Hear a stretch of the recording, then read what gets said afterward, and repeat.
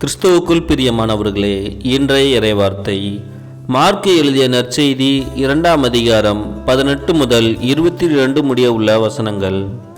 யோவானுடைய சீடரும் பரிசேயரும் நோன்பு இருந்து வந்தனர்.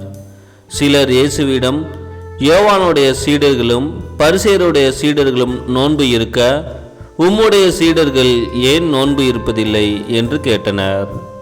அதற்கு இயேசு அவர்களை நோக்கி, மணமகன் தங்களோடு இருக்கும் வரை மண விருந்தினர்கள் நோன்பு இருக்க முடியுமா? மணமகன் அவர்களோடு இருக்கும் காலமெல்லாம் அவர்கள் நோன்பு இருக்க முடியாது.